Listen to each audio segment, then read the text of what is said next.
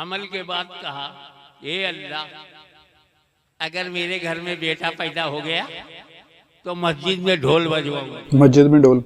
माँ बाप से पैदा हुए हो तो बीवियां तो दर्जनों मिलेंगी, अम्मा नहीं मिलेंगी। सही बात है, बिल्कुल करेक्ट बात। हेलो गाइज, एक बार फिर स्वागत है भाइयों का चैनल रिएक्शन बाबा में। मेरा नाम है राम।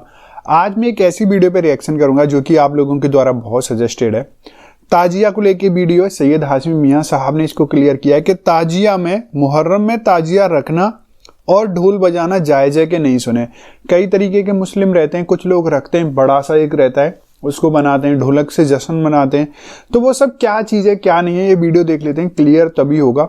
आपके जो भी विचार हैं आप लोग कमेंट करके बता सकते हैं, या आप चाहते हैं आपकी पसंद के किसी वीडियो पे मैं रिएक्शन करूं, उसके लिए भी कमेंट कर सकते हैं। अच्छा लगे आपको रिएक्शन तो प्लीज़ लाइक करना ना भूलें, और फर्स्ट टाइम चैनल पर वीडियो देख रहे हैं तो सब्सक्राइब करें। आज का रिएक्शन में स्टार्ट करता हूँ बिना किसी देरी के। Let's play. आपको एक मुफ्ती साहब की बात बताऊं, उनके 4 बेटी पैदा हुई, बेटा नहीं हुआ।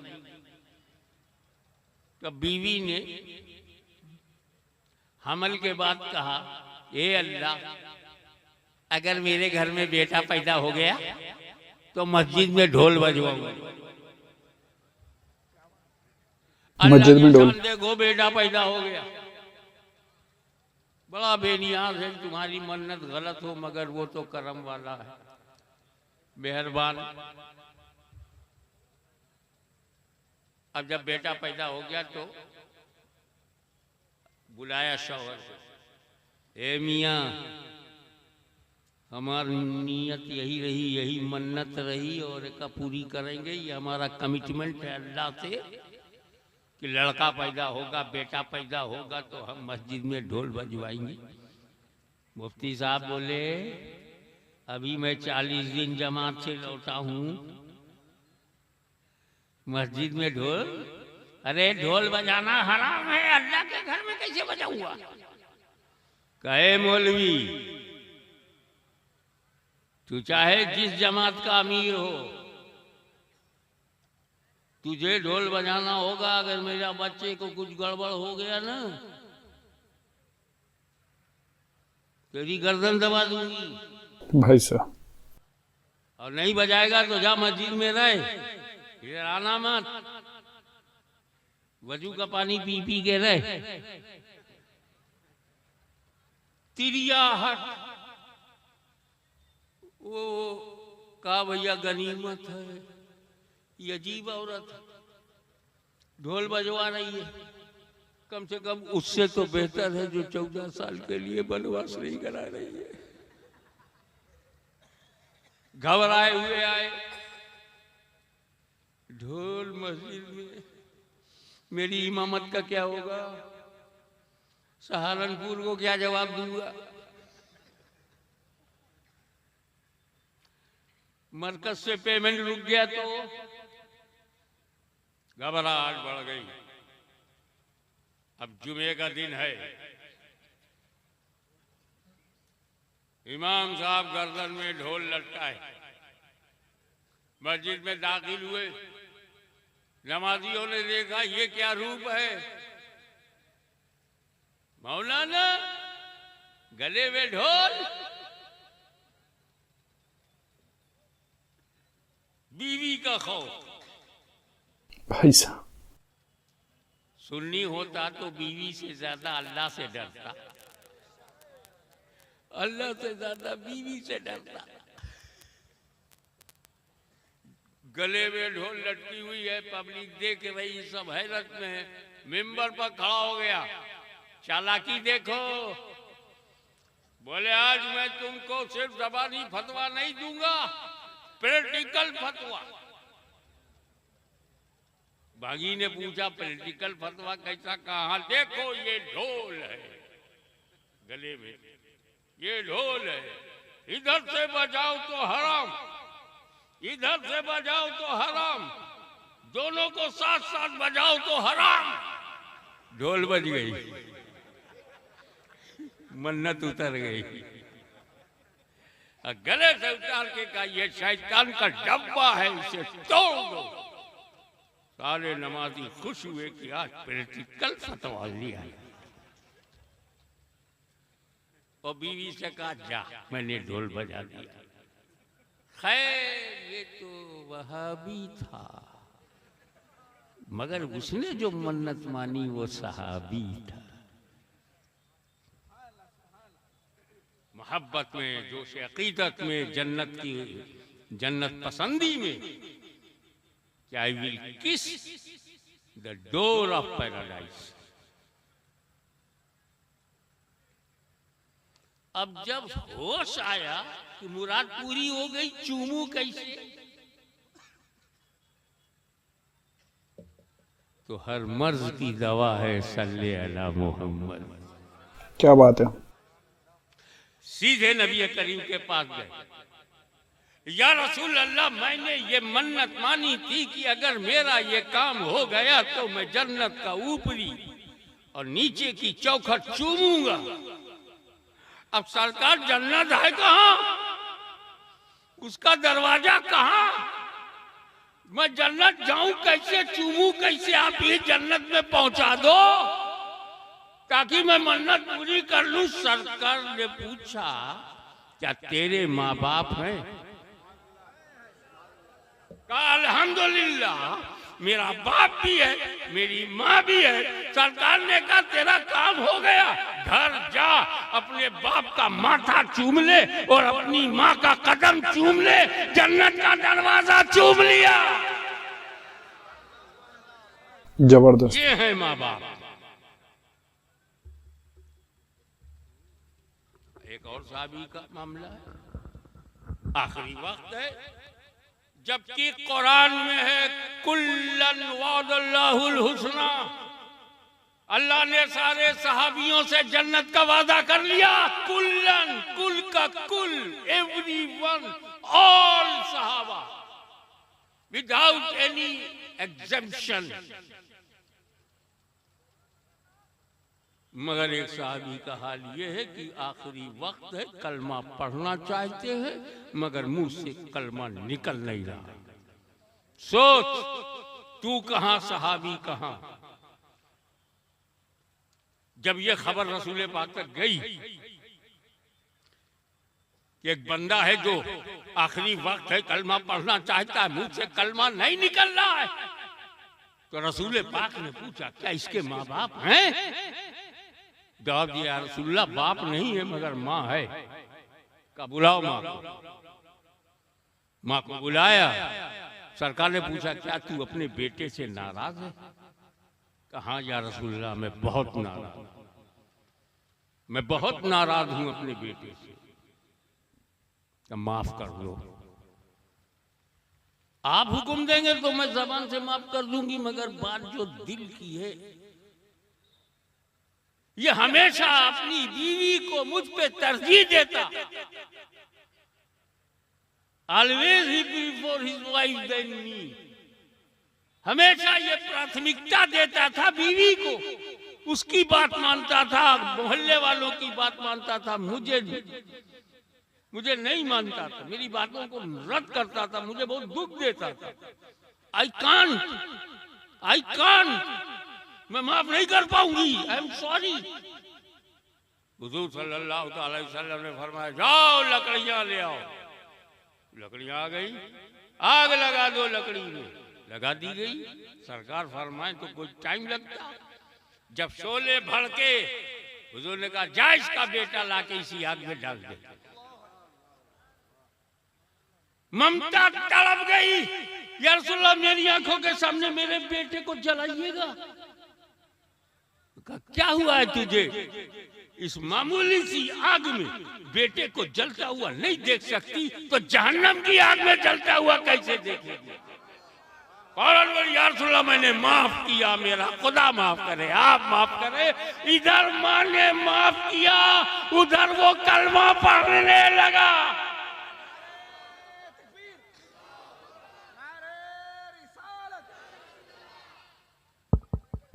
हल्के में मत लेना माँ बाप को। आज दुनिया में हम जो हैं, हजरत मन्नानी मियां साहब जो हैं, खतीबे दक्कन जो हैं, शहजादे शोएबुल औलिया जो भी हैं, जैसे अपने माँ बाप की वजह से पैदा हुए तब ये हुए वो हुए। कोई मुहद्दिस आजम हुआ, कोई मुजद्दिद आजम हुआ, कोई मुफ्ती आजम हुआ, कोई फकीह आजम हुआ।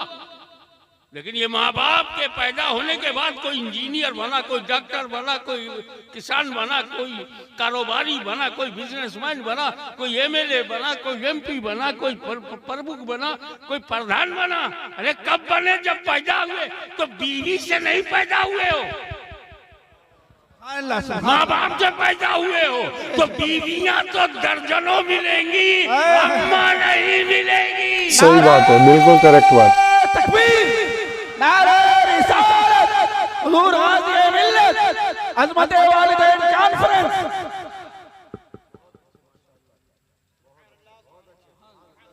एक बात डंके की चोट पर कहता हूं कि अगर तुमने 10 बार हज किया है, एक ही फर्ज था। अगर तुमने रमजान के 30 रोजे रखे हैं, उससे ज्यादा रखे हैं, हालांकि 30 ही एक ही महीना पर था।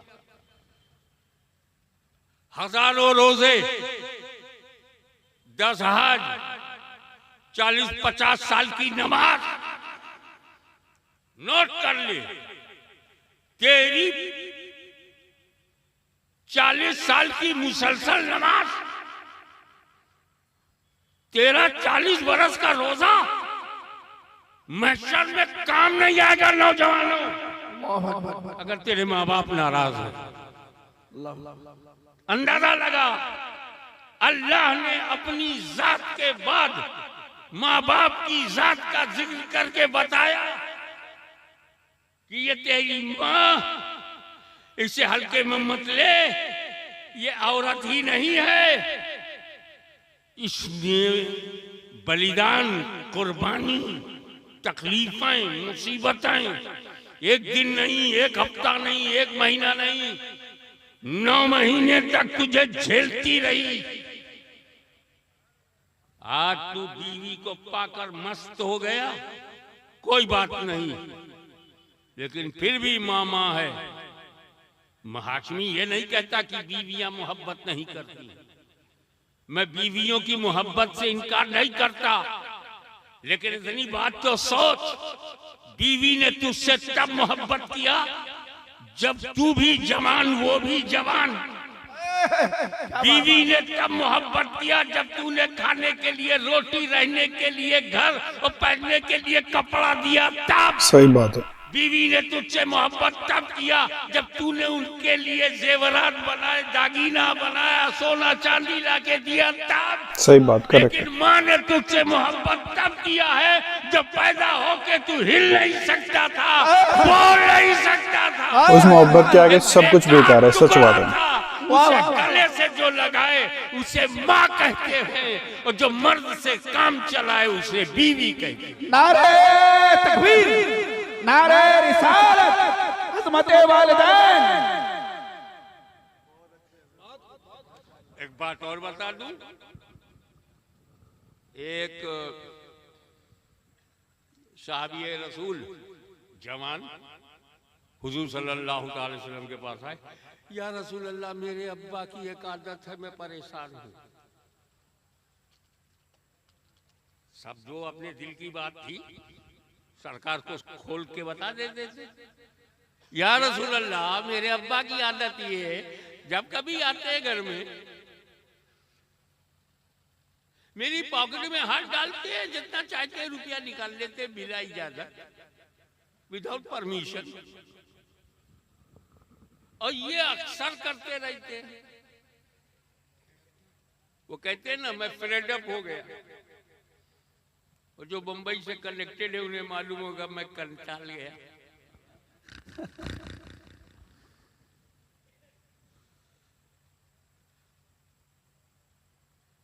और जो समझदार लोग हैं कहते हैं मैं अमित शाह हो गया। एक ही झटके में।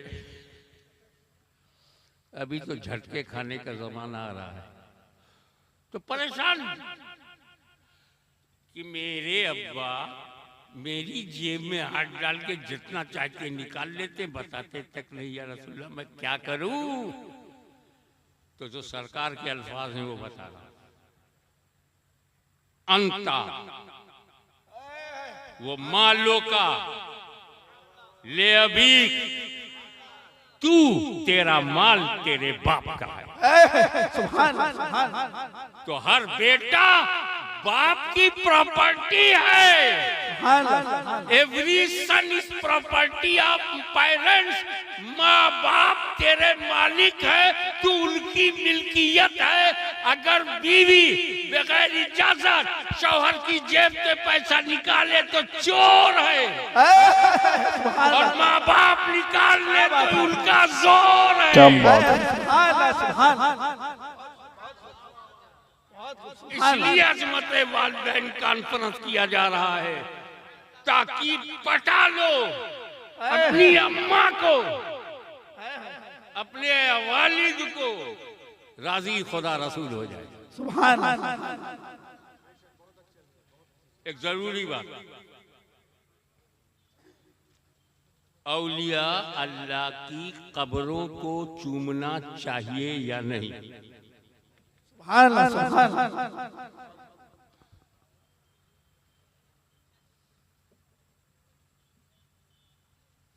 ज्यादातर फुकहा का इरशाद गिरामी, जिसमें हमारे इमाम अहले सुन्नत भी शामिल है, इमाम अहमद रज़ा, मुहद्दिस बरेलवी भी इसमें शामिल हैं।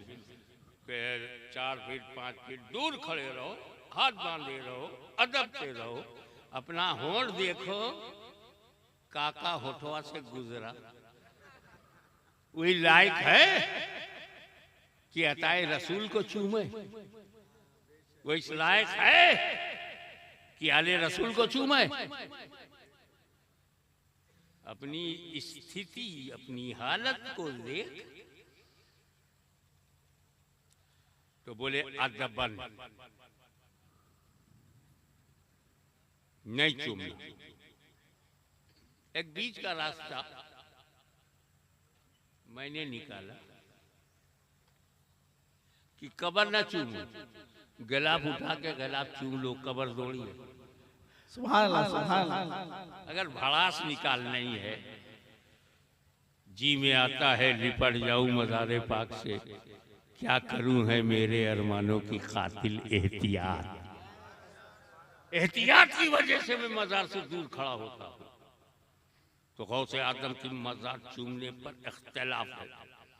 अक्सर फुक़हा कहते हैं नहीं चूमना चाहिए, बाद फुक़हा कहते हैं चूम सकते हो।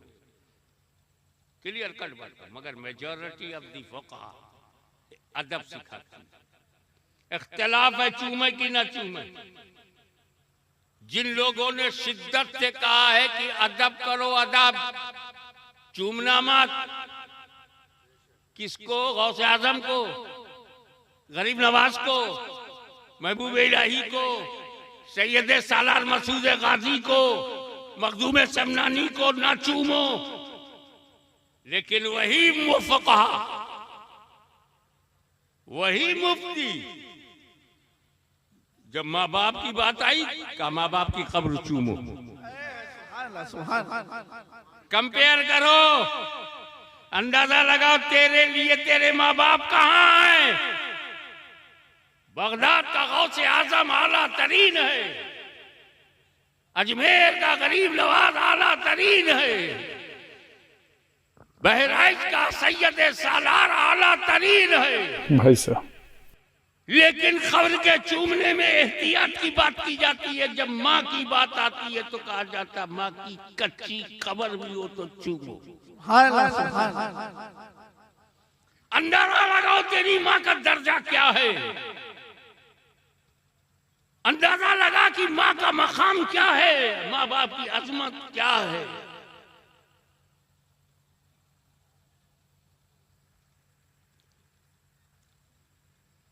वैसे चूमना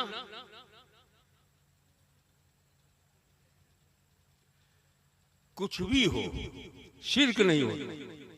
बहुत क्योंकि रसूल पाक शिर्क मिटाने आए थे। शॉर्टेस्ट पॉसिबल वे से मैं आपको बताऊं कि 360 पत्थर जब बाहर निकाले गए तो आलम ख्याल में मैंने सोचा सरकारी हजर अस्वद भी पुराना पत्थर है, अबू लहब जैसे लोगों ने इसे चूमा नहीं, चाट लिया। अथवा शहबाज चाटते थे, अबू लहब चाटता था, अबू जहल चाटता था, उसका थुक लगा है। सरकार जब सारे पत्थर बाहर निकल रहे हैं, हजरे अस्वद को भी बदल दीजिए, और अब जिब्रील अमीन नाम है तो जन्नत से कोई नया पत्थर मंगवा करके लगा दीजिए।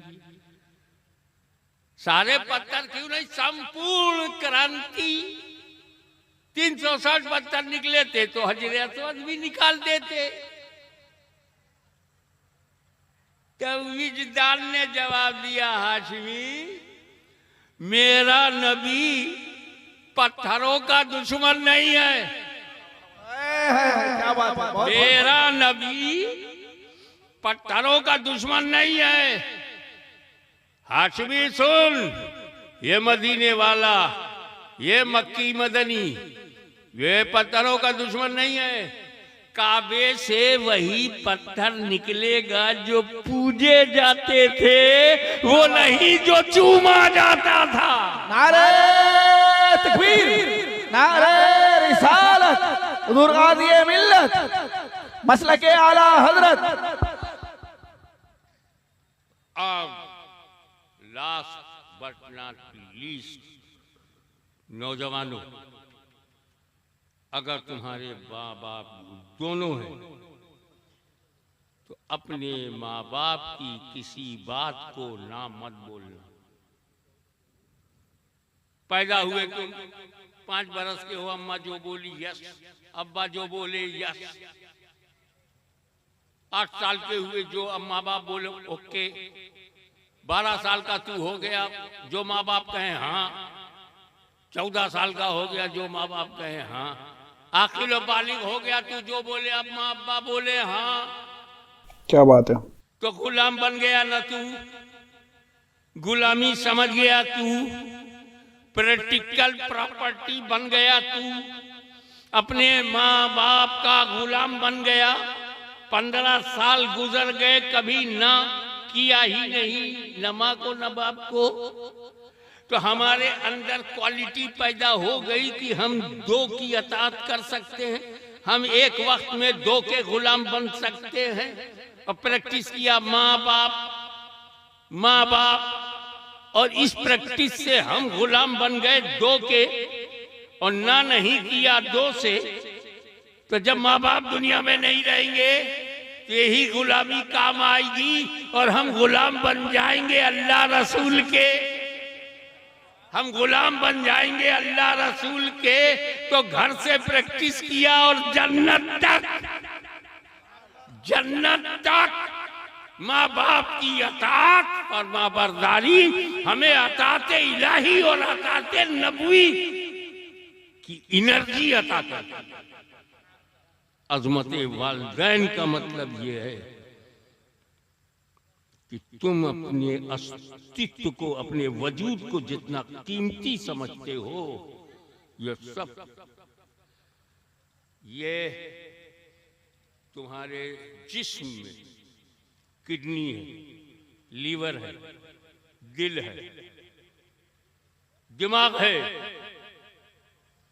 भेजा है, आंतें हैं, जिंदगी के लिए जितनी जरूरत है सब है।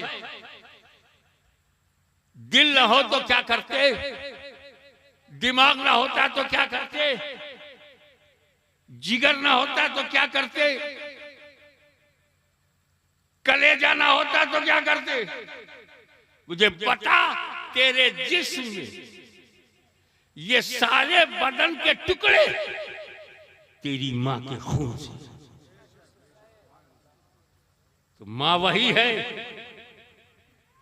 जिसके खून से हम बने हो, माँ वही है जिसकी कोख से हमने जन्म लिया हो, माँ वही है, पुत्र वही है जो माँ की कोख से जन्म ले, माता वही है जिसकी कोख से पुत्र जन्म ले। ये मेरे घर में जो एक औरत है, उसी की कोख से मैं पैदा हुआ हूं, वही मेरी माँ है। हमारी माँ बाजारों में नहीं है, हमारी माँ व्यापारियों में नहीं है, हम अपनी माँ का दूध पीते हैं, माँ का दूध बेचते नहीं। और अगर हम तुम्हें कुछ नहीं कहते, कोई जबरदस्ती नहीं, अगर उन्हीं की औलाद हो और पशु के कोख से जन्म लिया है, कि तुम्हारा मुकद्दर है। क्योंकि आदमी से सर्वश्रेष्ठ सृष्टि में कोई नहीं है, तो अगर औरत से पैदा हुए हो तो सुपीरियर है, और जानवर से पैदा हुए तो इंफीरियर है। तुम ही नीचे जा रहे हो तो मैं कौन होता हूँ हाथ पकड़ के ऊपर लाने वाला? Your choice. लेकिन याद रखना, माँ अगर नाराज है तो न मौलवियत काम आएगी, न इबादत काम आएगी, न 40-40 दिन तक भटकना रहना काम आएगा, न हज और ज़कात की अदायगी काम आएगी। माँ बाप को हल्के में मत लेना। कुरान कहता है वला ताबुदू इल्ला इय्याहू, अल्लाह के सिवा किसी की इबादत न करो। और आपका शैतान घुस गया, कहा यार अगर ये माँ बाप का हो गया तो अल्लाह रसूल का हो जाएगा, माँ बाप का हो गया तो अल्लाह रसूल का हो जाएगा। तो कहा डिवीजन करो माँ बाप में, अम्मा का हो जाए अब्बा को छोड़ दे। इब्लीस सोचा मेरा काम तो हो गया, अम्मा का हो जाए और अब्बा को छोड़ दे। आपके दिल में घुसा, आपके विचारों पे कब्जा किया, और आपने एक ट्रक खरीदा, उस पर ले माँ की दुआ, माँ की दुआ, जय माता दी। माता, हाँ, तो क्या पिता गाली देता है? माँ की दुआ, तो क्या बाप बद्दुआ देता है? काट दिया लोगों ने बाप से, शायरों ने भी माँ माँ। किसी को घर मिला, किसी को मकान, मैं सबसे छोटा था, मेरे हिस्से में माँ आई, बाप नहीं आया। इसीलिए कुरान ने वालिदा नहीं कहा, वबिल वालिदैन, सुभान अल्लाह, माँ बाप दोनों के फर्मा बरदार बनो। मीठा मीठा तो सभी पी जाते हो, जब बाप कोई कड़वी बात कहे, जब बाप कोई कड़वी बात कहे, दिल को दुखाने वाली, उस पर को अच्छा अब्बा। ये है अताअत फर्मा बरदारी। फजर में गहरी नींद आ रही है मगर उठ के नमाज पढ़नी है, ये है अल्लाह की फर्मा बरदारी।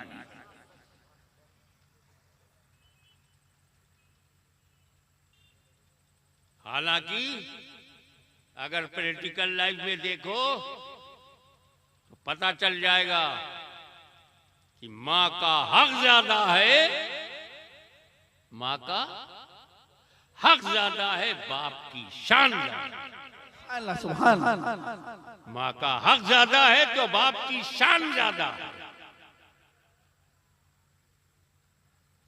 बाप से लड़ता है, बहस करता है। अरे जब तू 1 साल का था तो तेरे दूध के लिए तेरे बाप ने धूप में मेहनत की। जो खेतों में पसीना बहाता रहा वो तेरा बाप, जो कारोबार में नफा कमाता रहा और तेरे मुंह में रोटी डालता रहा वो तेरा बाप था। तेरा कर्जा अदा करने के लिए जो दिन और रात मेहनत करता रहा तेरा बाप था। तुम्हें कॉलेज में भेज करके पढ़ाने वाला तेरा बाप। 2 साल 3 साल दुबई में जाकर के कमा करके पैसा लाकर घर बनाने वाला तेरा बाप। गोंडा बलरामपुर छोड़कर बंबई कलकत्ते में भटकता रहा तेरा बाप। तेरी माँ कमरे में बन रोटी पकाती रही बस। दौड़ धूप करने वाला तेरा बाप, पैसा कमाने वाला तेरा बाप, परवरिश करने वाला तेरा बाप, तरबियत करने वाला तेरा बाप। तो माँ ने दर्द की जो लहरें हमारी पैदाइश के लिए बर्दाश्त किया, माँ का हक ज्यादा, और हमें खिलाने पिलाने के लिए मेरे बाप ने जो मेहनत किया, मेरे बाप की शान ज्यादा। इसीलिए रब ने फरमाया वला तुशरिकू बिही शैअन व बिल वालिदैनि इहसाना वला ताबुदू इल्ला इय्याहू व बिल वालिदैनि इहसाना। मैं मुबारकबाद देता हूँ इस पूरे इलाके को कि वक्त की सबसे बड़ी जरूरत बच्चों को माँ बाप का गुलाम बनाना। सच्चे माने में जो गुलाम हो जाता है वही पैरोकार इस्लाम हो जाता है। सुभान अल्लाह, सुभान अल्लाह। और नौजवानों, जन्नत घर के अंदर है, बाहर ढूंढने की जरूरत नहीं। एक आखिरी बात, आदत बनाओ, और ये आदत मैं कह नहीं रहा हूं, इस पर मेरा अमल था, आज भी है। मैं अपनी माँ का जब भी सामना हुआ, मैं होठों से अपनी माँ का कदम चूमता था। बीवी भी देख रही है कि मेरा शौहर मेरी सास का कदम चूम रही। नूरानी भी देख रहा है कि मेरा बाप मेरी माँ के, अपनी माँ के कदम को छू रहा। वो अपनी माँ का कदम छूने लगा। तुम अपने माँ बाप का कदम चूमो। कदम चूमने में साइड इफेक्ट अच्छा है, तेरा घमंड जाएगा, बाहर की दोस्ती का असर जाएगा। ये जो बाहर के दोस्त आते हैं, चलो KFC में, चलो बर्गर खाते हैं, चलो कोका कोला पीते हैं, चलो चाय पीते हैं, और ये दोस्त माँ बाप से दूर ले जाते हैं। रोजाना जब तू अपने बाप का कदम चूमेगा, अपनी माँ का कदम चूमेगा, तो 1000 दोस्त भी तुझे बहका नहीं सकते। ये वजीफा बना ले नौजवान, आज ही से ये वजीफा बना ले कि जब तू घर से बाहर निकलेगा तो माँ बाप का कदम चूमेगा, और जैसे ही बाहर से अंदर आएगा माँ बाप का कदम चूमेगा। इधर तू कदम चूमता रहा, उधर करम बरसता रहा, और वबिल वालिदैनि इहसाना का हुक्म अमलन पूरा हो गया। वाखिरु दावाना अल्हम्दुलिल्लाहि रब्बिल। तो भाई ये बड़ी पावरफुल वीडियो यार, सच में इमोशनल करने वाली आज ये वीडियो थी। मुहर्रम और ताजिया वगैरह के बारे में बात हुई, ढोल बजाना, जो स्टार्टिंग में महिला ने ढोल बजवाने के लिए बोला, लोगों ने मना करा कि नहीं बजाना है, और साथ में इन्होंने माँ बाप और बीवी को कंपेयर करके जो बताया यार, सच में वो फैक्ट वाली बात थी। बहुत ज़बरदस्त था ये वीडियो। आप लोगों को कैसा लगा, आप लोग अपने विचार कमेंट में जरूर कर सकते हैं। वीडियो अच्छी लगी है प्लीज़ इस वीडियो को लाइक करें, और आप चाहते हैं आपको ऐसे रिएक्शन भी मिलते रहें तो प्लीज़ चैनल को सब्सक्राइब करें। आज के रिएक्शन में बस इतना ही, मिलूंगा नेक्स्ट और किसी रिएक्शन में। तब तक के लिए thank you so much for watching. Bye bye guys, you guys take care guys.